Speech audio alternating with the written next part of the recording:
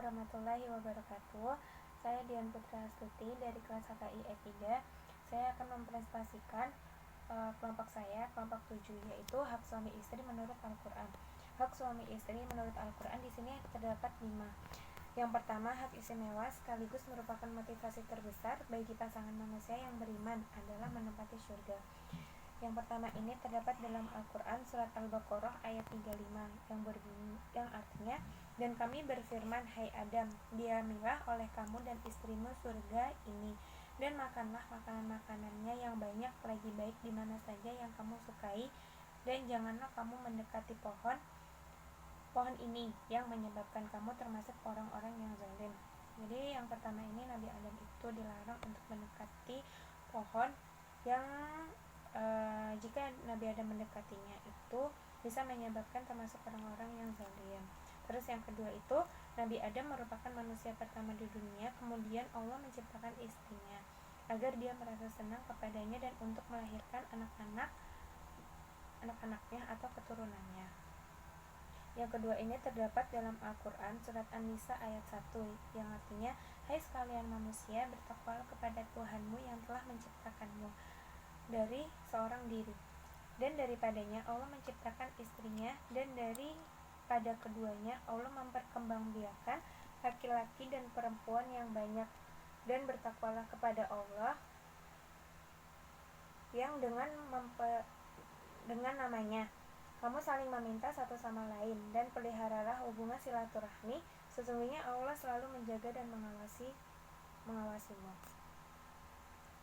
Lalu yang ketiga itu hak saling mencintai dan dicintai antara suami dan istri. Jadi di dalam rumah tangga itu suami istri itu harus ada rasa saling mencintai satu sama lain. Dan ini terdapat dalam surat Al-Imran ayat 14 yang berbunyi, dijadikan indah pada pandangan manusia kecintaan kepada apa-apa yang diingini, yaitu wanita-wanita, anak-anak, harta yang banyak dari jenis emas, perak, kuda pilihan, binatang-binatang ternak, dan sawah ladang. Itulah kesenangan hidup di dunia, dan di sisi Allah tempat kembali yang baik adalah surga. Lalu yang keempat adalah hak istri untuk memiliki pemberian suami meskipun telah bercerai. Jadi di sini itu istri itu berhak memiliki harta suami walaupun itu telah bercerai. Berhaknya, dan ini terdapat dalam surat An-Nisa ayat 20 yang artinya, dan jika kamu ingin mengganti istrimu dengan istri yang lain, sedang kamu telah memberikan kepada seseorang di antara mereka harta yang banyak, maka janganlah kamu mengambil kembali daripadanya barang sedikit pun. Apakah kamu akan mengambilnya kembali dengan jalan tuduhan yang dusta dan dengan menanggung dosa yang nyata. Lalu yang terakhir itu hak untuk memiliki keturunan. Yang terdapat dalam surat Al-Anbiya ayat 90 yang artinya, maka kami memperkenankan doanya dan kami anugerahkan kepadanya Yahya, dan kami jadikan istrinya dapat mengandung. Sesungguhnya mereka adalah orang-orang yang selalu bersegera dalam memperkerjakan perbuatan-perbuatan yang baik, dan mereka berdoa kepada kami dengan harap dan cemas, dan mereka adalah orang-orang yang khusyuk dengan kami. Sekian, wassalamualaikum warahmatullahi wabarakatuh. Di sini saya akan menjelaskan tentang kewajiban suami istri menurut Al-Quran. Yang pertama, suami wajib memberi nafkah kepada istri. Istri solehah adalah istri yang taat kepada Allah lagi memelihara diri ketika suaminya tidak ada. Hal ini terdapat dalam Al-Quran, tepatnya surah An-Nisa ayat 34. Artinya, kaum laki-laki itu adalah pemimpin bagi kaum wanita. Oleh karena Allah telah melebihkan sebagian mereka laki-laki atas sebagian yang lain, yaitu wanita. Dan karena mereka laki-laki telah menafkahkan sebagian dari harta mereka, sebab itu maka wanita yang solehah ialah yang taat kepada Allah lagi memelihara diri ketika suaminya tidak ada. Oleh karena Allah telah memelihara mereka. Wanita-wanita yang kamu khawatirkan nususnya maka nasihatilah mereka dan pisahkanlah mereka di tempat tidur mereka, dan pukullah mereka. Kemudian jika mereka menaatimu, maka janganlah kamu mencari-cari jalan untuk menyusahkannya. Sesungguhnya Allah Maha Tinggi lagi Maha Besar. Kemudian yang kedua, itu suami dan istri wajib mengingatkan. Terdapat dalam surah Az-Zariyat ayat 49, yaitu yang artinya, dan segala sesuatu kami ciptakan berpasang-pasangan supaya kamu mengingatkan kebesaran Allah.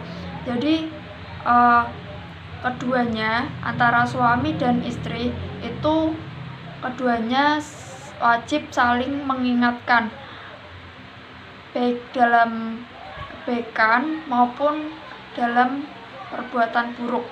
Yang ketiga, yaitu pasangan yang diridhai Allah adalah pasangan suami istri yang bersatu dalam ikatan pernikahan karena Allah, dan bercerai juga karena Allah, sesuai dengan hadis Rasul yang artinya, yaitu dari Abu Hurairah bersabda, ada 7 golongan yang mendapat perlindungan Allah pada hari yang tidak ada perlindungan selain dengannya, yaitu imam atau pemimpin yang adil, pemuda yang hidup dengan ibadah kepada Allah, laki-laki yang hatinya terikat dengan masjid, 2 orang yang saling mencintai karena Allah, berkumpul keduanya karena Allah dan berpisah karena Allah.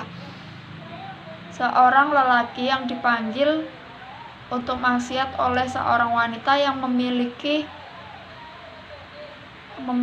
kedudukan dan kecantikan, maka lelaki tersebut berkata, sesungguhnya saya takut kepada Allah. Dan laki-laki yang bersedekah lalu dia menyembunyikannya sehingga tangan kanan tidak mengetahui apa yang disedekahkan oleh tangan kiri. Dan seorang laki-laki yang mengingatkan Allah dikala sunyi sampai lelah matanya. Jadi dalam suatu ikatan yang diridhai Allah, yaitu pernikahan, dan jikalau ada masalah yang benar-benar itu tidak bisa diselesaikan, bisa dilakukan dengan cerai, tetapi cerainya itu karena Allah. Cukup sekian. Baik, selanjutnya saya akan menjelaskan sedikit tentang larangan bagi suami dan istri menurut Al-Quran. Allah Subhanahu wa Ta'ala telah melarang kepada suami mencampuri istri di siang hari pada bulan puasa dan ketika sedang beriktikaf dalam masjid, sebagaimana firman Allah Subhanahu wa Ta'ala pada surah Al-Baqarah ayat 187, yang artinya, dihalalkan bagi kamu pada malam hari bulan puasa bercampur dengan istri-istri kamu. Mereka adalah pakaian bagimu dan kamulah juga pakaian bagi mereka. Allah mengatakan bahwasanya kamu tidak dapat menahan nafsumu. Karena itu Allah mengampuni kamu dan memberi maaf kepadamu.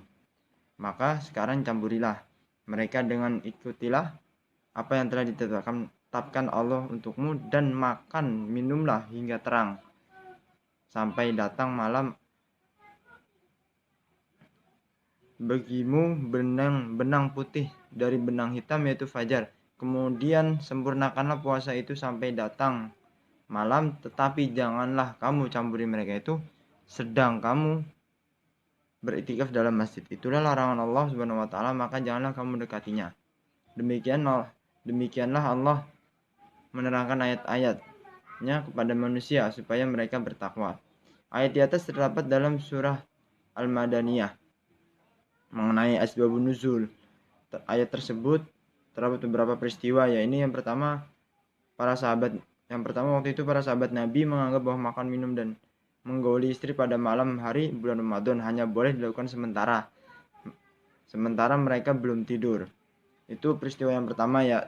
Terus yang kedua, seorang sahabat Nabi tidak makan minum pada malam bulan Ramadan karena tertidur setelah tiba waktu berbuka saum. Peristiwa yang ketiga yakni para sahabat Nabi apabila tiba bulan Ramadan tidak mendekati istrinya sebulan penuh. Akan tetapi di antaranya yang tidak dapat menahan nafsu maka turunlah ayat Alimallahu annakum kuntum takhtanuna anfusakum fataba alaikum wa fa'ankum. Yang artinya Allah mengatakan bahwasanya kamu tidak dapat menahan nafsumu. Karena itu Allah mengampuni kamu dan memberi maaf kepadamu. Al-Ayah. Suami dilarang mencampuri istri yang telah jatuh talak 3 yang terdapat pada surah Al-Baqarah ayat 3. Yang artinya yaitu kemudian jika si suami mentalaknya sesudah talak yang kedua, maka perempuan itu tidak lagi halal baginya hingga dia kawin dengan suami yang lain. Kemudian jika suami yang lain itu menceraikannya, maka tidak ada dosa bagi keduanya. Atau dalam kurung bekas suami pertama dan istrinya untuk kawin kembali jika keduanya berpendapat akan dapat menjalankan hukum-hukum Allah. Itulah hukum-hukum Allah yang diterangkannya kepada kaum yang mau mengetahuinya. Ayat di atas itu termasuk surah Al-Madaniyah. Sebab asbabun nuzul ayat tersebut dalam suatu ayat